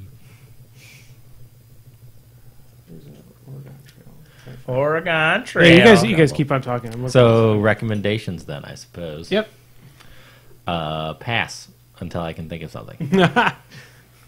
Okay, well, I guess I'll recommend Homeland because it's a faster, slimmed down version, I guess, of Battlestar, where you don't have to worry about all the whatever resource management, the food and population levels, whatever. It's straight up trader mechanic, basically. And it's Gale Force 9. I'm sure I had stuff. Gale Force 9 is the ones that made it? Yep. That's cool. This is another licensed How much product. How much time does it take to play? Very First ti- short. Yeah, But- first time through it took us more than 90 minutes, but you could easily tear through it under. How does it compare with Resistance? I mean, it's more complicated than Resistance. It's more of a game mechanics rather than Resistance is all human element. It's more game. Yeah, it's more mechanics. game, yeah. It does involve a lot of the remembering where people played cards as Oh. well. So you're like one of the gotchas that we had there is one of the missions tanked, and Nathan was just sitting there going, "Is like, well, I put something there, and I think Brian and Andy put something there, and this mission tanks, so." And I'm like, I put something over here and here. and so it's kind of remembering that. But he was pretty dead set on me being the terrorist from the get-go. Oh, I know. Yeah, so no, I ended up just blaming. Somebody should have reminded him Newbie did that it. works a He's lot a terrorist. better I'm when like, you're I right don't away. think I played anything there. Don't drink while playing that game unless you just intend on losing. Having a fun time while you're losing, but losing. Don't be the only one drinking while you're playing that game. That's what I Exactly, because then said. you're probably the terrorist. Yeah, it sounds like a lot of information to keep in track of all the time. It's really not that bad. It really isn't. Once you see what the caseloads and that are, however the board is laid out, it's really not that bad. Yeah, one of the guys that came up and, well, how do you handle the card stacks? Because they get kind of unmanageable. We just did that trick where we turned all the Intel cards 90 degrees, and it seemed to make it a lot better because you have a card that's your impact card, then you have a cutaway that is like the organization to it, which gives you an initial threat level for it. And then on top of that, you end up putting your case lead card and then all of your intel cards, which are so your you just positive and stack your negative stackers modifiers. on Right, 90 degrees. just turn so you aside pick 'em up because easy. you Yeah. can deploy a spy, an agent to that, and you can look at the bottom card. You can look at how much more of a threat there is. Maybe it's a diversion, and that impact 3 that you're seeing is really a 0, but it's going to spawn a new event right away that could potentially go off without any sort of intervention. You deploy a soldier there, and like Andy said, you can look at all of the intel cards. You can see how many pluses and minuses have been played, but then you get the random one in there. It gets a slightly unwieldy. I could not see how that would work if you sleeved it, because that would just make it slippery as hell. But it's You can get good grippy sleeves. If you just play with them enough, they'll actually be less slippery. The best sleeves I've got, I wish I knew what they were. I'd recommend them right now. But I got a silver set of sleeves on one of my Lord of the Rings decks that's like textured on the back, and so they're really grippy, but they still shuffle really easy, and they're really nice. Man, are they nice, and they're durable. It's on my dwarf deck that I've played the most of anything, and they're still just fine. I need to play that more. Oh man, is it fun. That's a good game. Andy, do you have a recommendation? I guess I would recommend Blood Rage. After playing it that first time, I wouldn't mind playing it again. Like I said, the first round, because there's basically like 3 different steps in the game. 3 ages. Yeah, 3 ages. After that first age, I was basically done with the game. And then I decided I would start playing. I was able to finally see what type of strategy I could go for at that point. And then the game became really fun. It's a very strategic game. You do have to have a general overall plan going in, or you're going to be in trouble. Yeah, and I had no plan at the beginning because I had no idea what really things did until you get to see it in action. Once I saw it in action, I liked it. It's a fun game. It definitely changes each time because each time that draft is going to be completely different. You know, you don't know exactly what powers you're going to have at your disposal. Yeah, if other people are going to cut your strategy because it won last time, you're going to have to come up with a new strategy if you want to win. Yep. Yeah, that's a good one. Yeah, That's definitely. fun. Everybody And the was minis are sweet. everybody was gunning for that the third Valhalla card, the one that you get 3 from on the third epoch. What's that? You get 3 points per guy Per that you pull. Valhalla guy? Oh, Per guy that you pull I from think Valhalla. that one got cut out in ours. That's the other thing. You cut a random chunk of cards out. I don't think we Yeah. had that one in either game. So that's a fun game. It's hard to, yeah. You have to play it to understand the names and stuff. I suppose we were talking about beer earlier. I can recommend a good beer. Sam Smith's Organic Chocolate Stout. A little tougher to find. Probably going to have to go to a liquor store. But it's from a really cool brewery in England. New England, Sam Smith's. New England. Steve Boston Smith. Lager. We're talking about Steve Smith. Sam Adams. No, no. Sure. Or the even rarer Sam Jackson. Yeah. Actually over on the island. Oh, real England. Old England. Old England. Old England. We're old with an E. And That's how you know it's good. So, I mean, Home it's of the Beatles and the Rolling Guys. Yep. It's a good stout, and on top of that, all the Sam Smith... Organic chocolate stout. Yep. All the Sam Smith beers have kind of a cool, a unique flavor because they use the water that's local, and it has an interesting mineral quality. It's only 5%. As opposed to the Sam Smith music, which is just ripping off other people like Tom Petty. What? I don't know Sam Smith. I can't say Be that, glad. but I know that one. We'll see if I can find some around here. They have it at Steve's over by. Local beer results. Target. Side recommendation, Untapped. It's an awesome phone app. So it has horrible things in there, like achievements that you can get for drinking beer at a certain drinking. place. Making drinking into a game always ends well. I played beer pong once. I puked so bad. I won though. Man, was I good at beer pong. I don't know why or how. I'm apparently good at beer Increase the bongs. distance to 50 But miles. the problem with being good at beer pong is that you keep winning. No, just at Well, Steve's, right by Target at Mineral Point. It may not recognize that, so They also have it at Woodman's. it just actually it only For all our has, Australian viewers, go to Woodman's, get it. It only Hey, actually, that's where 50 Cent sells his vodka. Yeah, 50-cent vodka. You know, that's a good price on vodka. I remember when I was in high school, we found a bottle of Fleischmann's, a 1.75 of Fleischmann's, and we thought we were like, oh my God, we found a whole bottle of vodka. This is great. Oh my God, that stuff is terrible. It's like $5 for 1.75 because it's just like god-awful rat poison. Thanks. Oh, man. Yeah, good times. I guess I got one. I'm going to recommend the Lords of Waterdeep app for your phone. An app? Yeah. I didn't You guys don't play that particularly anymore. Like the game. I love that game. Man, is it fun. If you know what you're doing, it's really strategic, I think. I've only played that once, and I screwed over Katie, and Katie has never forgiven me. I played 3 games online, went undefeated, and then people stopped inviting me. But it's quite fun. I like playing just against the computer.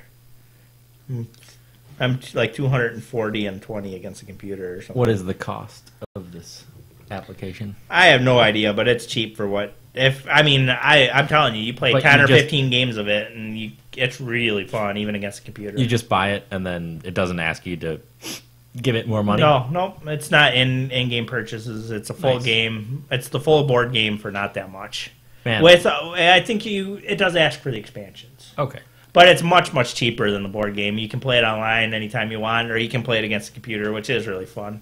That's interesting because it's weird nowadays whenever I ask, like, oh, what's this game cost? I'm hoping that it's like $30 or $40 so that I'll get away easy rather than it being definitely free and eventually costing me like $150 Yeah. and everything. Welcome to Heroes of the Storm. I would rather just pay $10 for a good game and not have any in-app purchases for sure. Yep. And I think it's like around that $10 and then $5 per expansion, which is a fraction of the board game.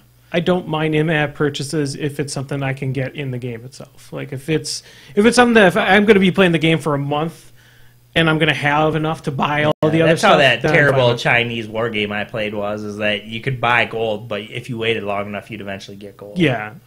So it wasn't. I spent $10 on it, and then they ruined the game, and I asked Apple for my $10 back and got it back instantly. So that was a free one. That one was 100% free.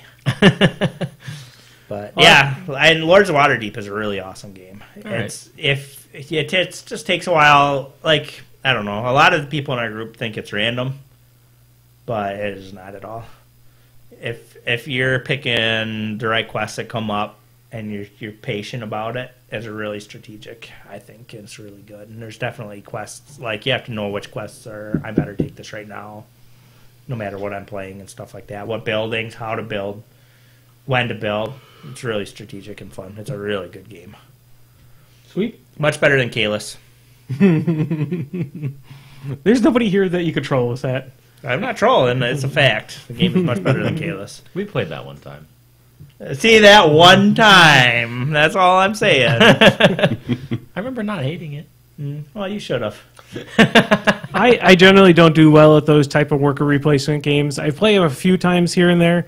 It's very few that I actually get into. Lords of Waterdeep is worker placement, but it's more about the equity you're getting out of each placement rather than fighting over the one spot that's critical. Yeah, I do like Terra Mystica. It's like if I take this one action, it's really worth 2.5 actions. And it's more about getting a higher number of actions than it is placing the workers in one spot, and if somebody else goes there first, you're fucked.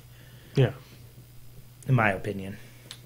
I mean, that's the ultimate purpose of any of the worker placement games is maximum value per Right. Per worker placement. place. I don't know. For me, Yes. Lords of the Waterdeep really resonates in that style for me because I don't feel like I'm fucked if I'm going third or whatever.